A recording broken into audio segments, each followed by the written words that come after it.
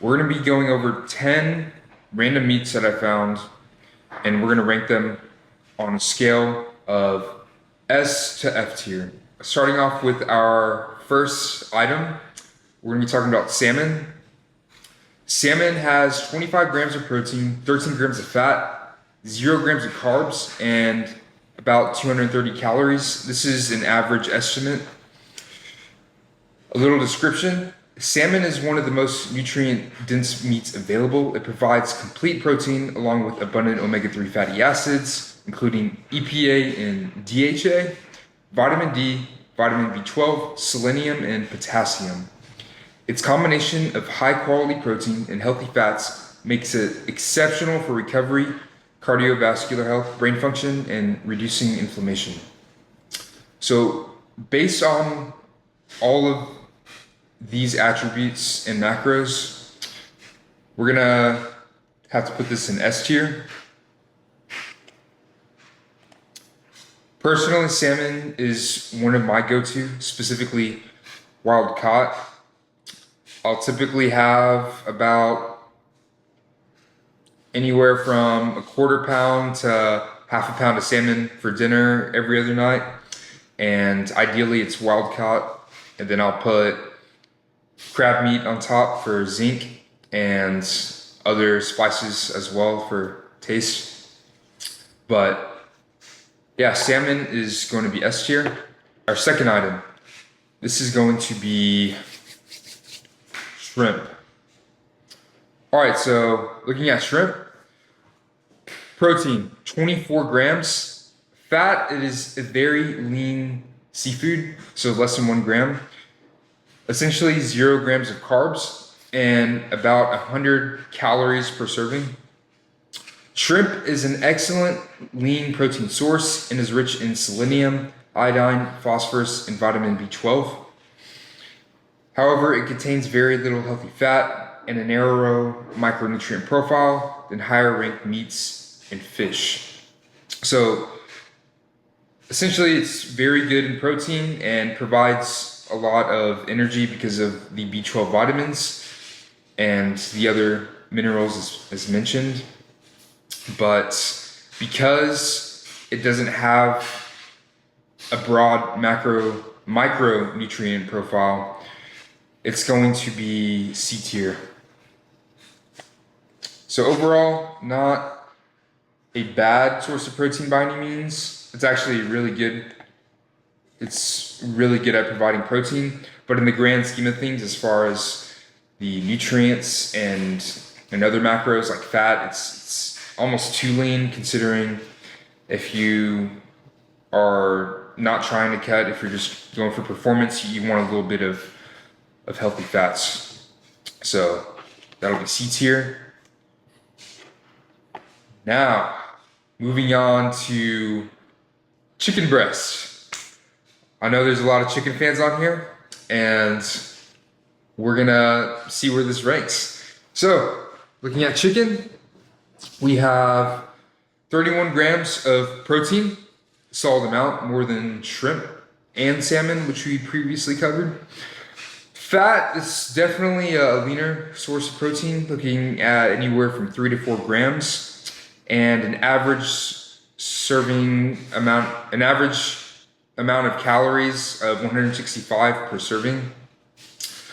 Chicken breast delivers one of the highest protein to calorie ratios of any meat. It's rich in niacin, vitamin B6, phosphorus, and selenium. It is not going to be S tier because it lacks omega-3 fatty acids, creatine, and the higher iron and zinc content found in salmon and beef. But overall, it's still solid. So we're definitely going to put this in A tier.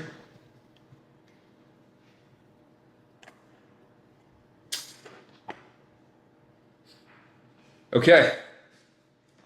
Moving on to lean ground turkey. Moving on to 93% lean ground turkey. The macros for this is going to be 27 grams of protein, very similar to shrimp. However, it's going to have a lot more fat compared to shrimp, although it is still incredibly lean at 8 grams of fat per serving and 0 grams of carbs. There's about 180 calories per serving, so very low calorie. Lean ground turkey provides complete protein along with selenium, phosphorus, niacin, vitamin B6, and vitamin B12. So it's high in protein and has a good amount of fat, as well as it provides a solid amount of energy because it has those B vitamins in there. While it's highly nutritious, it does contain less iron, zinc, and creatine compared to lean beef, and lacks the omega-3 content found in fatty fish. So that's going to help with cognition and brain health. So because it's lower in these specific vitamins, it's going to be a B tier. So not bad by any means. It's solid, but it's just not that A to S tier material. So we're gonna have that 93% lean ground turkey and B tier. All right, now we're moving on to hot dogs. Okay, so hot dogs. I am not a fan of hot dogs because one, I don't like wieners in my mouth. And yeah, just not a fan. We'll just talk about the macros first. Okay, so for hot dogs, we're looking at around 11 grams of protein. So coming off the bat, it doesn't sound too bad, like, oh, okay, 11 grams, solid. But then we talk about the fat. And if you're trying to cut, you should not be consuming hot dogs because it has 28 grams of fat per serving. So that's a lot more than a 2-to-1 protein to fat ratio. There's higher fat than protein. It has more than double the amount of protein. I mean, it has more than double the amount of fat than protein, which is very bad considering the macro ratio. Carbohydrates, only 2 grams. Because after all, it is a meat, but it's just a lot more fatty compared to your other meats that we discussed. And it's more calorically dense as well, sitting at 310 calories per serving. A little description of hot dogs. Hot dogs are heavily processed and generally provide relatively little protein for their calories. They're also typically high in saturated fat and sodium, making them a suboptimal nutritional choice. So based on all of these, based on the high fat content and lower protein content, we're gonna put this on S tier. Yeah. No, I'm just fucking with you. Trash. F tier hot dogs. Okay, moving on to pork tenderloin. All right, pork chops. Actually, I don't know. I think pork chops are different than pork tenderloin. Anyways, pork tenderloin. We're looking at 27 grams of protein. So coming strong off the bat with the protein, solid. 4 grams of fat. So that's pretty lean, leaner than the 93% ground turkey that we discussed. 0 grams of carbohydrates and 160 calories per serving. So about, not too calorically dense. I'd say medium calorie intake. Pork tenderloin is one of the leanest cuts of pork. It supplies complete protein and is an excellent source of thiamine, phosphorus, selenium, zinc, and vitamin B6. However, because it contains less iron, creatine, and overall micronutrient density compared to your leaner beefs, it's going to be B tier. So not terrible. It's still solid, but it's going to be on the same level as ground turkey, the 93% ground turkey. because it doesn't have much iron or creatine compared to your other meats like salmon or chicken. All right, moving on to lamb chops. Now, personally, I find lamb chops incredibly delicious. I mean, they're just juicy, very tender, if you cook them right, of course. So I'm I'm a little bit biased, but for these rankings, I'm going to be as objective as possible. So coming off the bat, we have 25 grams of protein, so solid for the protein aspect. However, when we're looking at the fats for lamb chops, it is definitely a fattier meat, looking at 21 grams. So that's almost a 1-to-1 protein to fat ratio. Not what we really want to have if we're trying to stay on the leaner side. You know what? I'm just going to cut out the carbohydrates because meats don't really have any carbs, so we're going to just stop mentioning the carbs. It is more calorically dense than our other meats, sitting at 290. Definitely not as dense as the hot dogs are, and definitely not as fatty as the hot dogs, but it's still higher in fats compared to our other meats that we're discussing. Lamb chops provide high quality content that are rich in lamb chops provide high quality protein content that are rich in iron, zinc, and vitamin B12. However, their much higher fat and calorie content lowers their protein density compared with leaner meats, making them less efficient from a nutrient standpoint. So as I was saying, there's like a 1-to-1, almost a 1-to-1 protein to fat ratio, which makes them suboptimal from an overall nutrient perspective. So we're gonna put lamb chops in D tier. It's a little disappointing because I mean lamb chops are delicious, they taste amazing, but from a performance perspective, it's not that lean. It's a little bit too fatty. All right, moving on to Yellowfin Tuna. Looking at protein, we're at 29 grams, so very, very high in protein. I'm pretty impressed. Extremely lean, looking at 1 gram of fat per serving and around 130 calories per serving. So low in calories. It's on the lower scale for calories, which is good.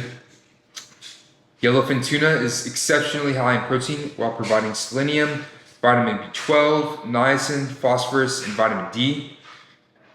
It ranks below salmon because it contains significantly fewer omega-3 fatty acids, but it's still one of the best lean fish. But it's still one of the best lean fish for muscle growth and overall nutrition. So, while it's extremely high in protein and extremely lean, it's a little bit too lean, kind of like how the shrimp is. So you still want a little bit of those healthy fats that's going to you want those healthier fats that's going to meet your overall macronutrient demand. So a little on the too lean side, but because it has those omega-3 fatty acids, those essential nutrients, we're gonna put this A tier. So yellowfin tuna, whoops, not S tier. All right, A tier. There we go. All right, I see. For our next option, I see this as a popular dish because of the convenience. It's relatively cheap and readily available for the most part.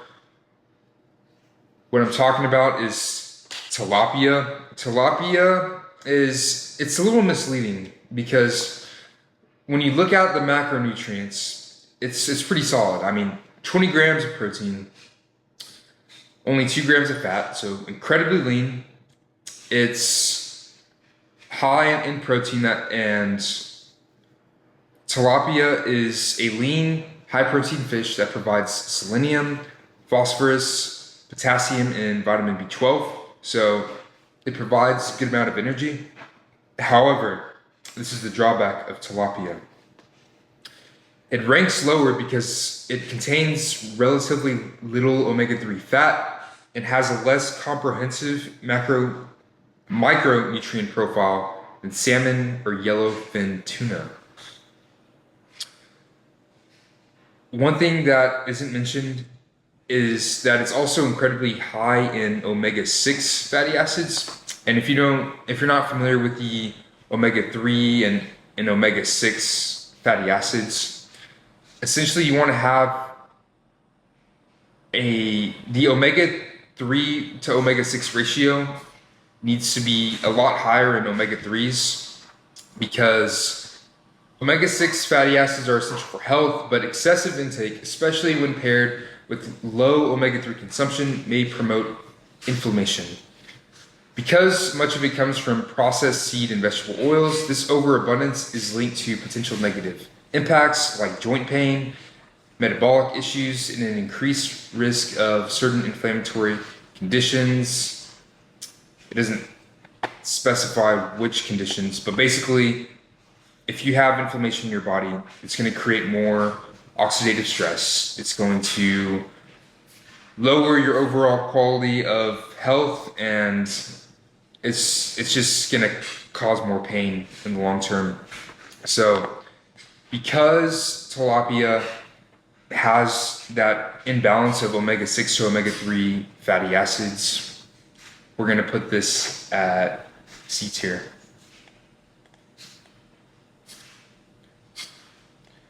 Man, I didn't realize it'd be on the same tier as shrimp. All right. Last and definitely not least, we're going to be talking about top sirloin steak. Okay, so before I get into the macros, top sirloin steak is different from your different other. Top sirloin steak is different from your other cuts of steak because it's leaner. It's not as fatty as your ribeyes, as your New York strips, which are still a little fatty, but top sirloin steaks are your leaner cuts of meat. It's still got a good amount of fat, but it's definitely not as fatty as your ribeye steaks. It's not going to be as fatty as your filet. No, filet mignon is relatively lean. I'm thinking of Wagyu.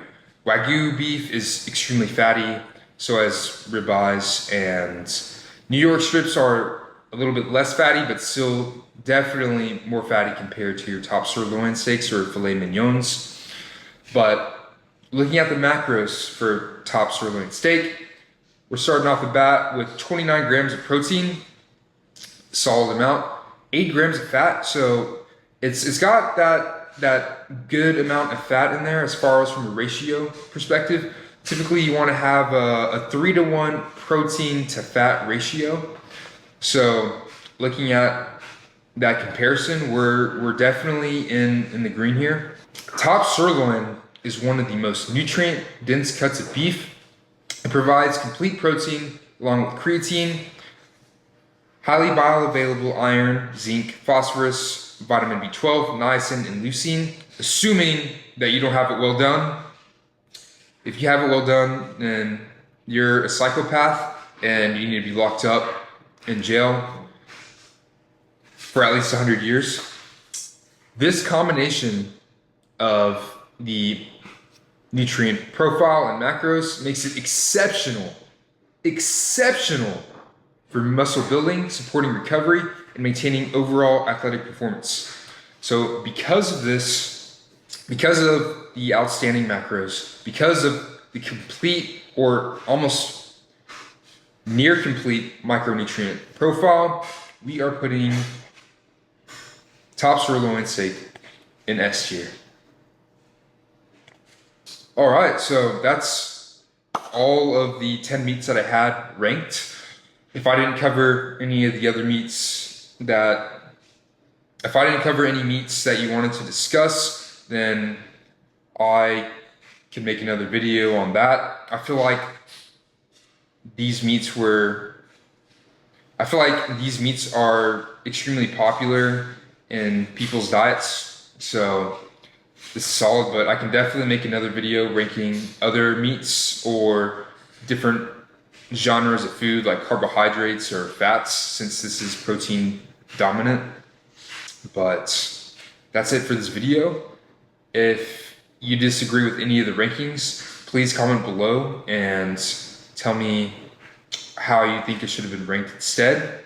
I'm not a nutritionist. I was a supply chain major in college. I'm just passionate about food and performance. So that's it for this video, and subscribe and like for more.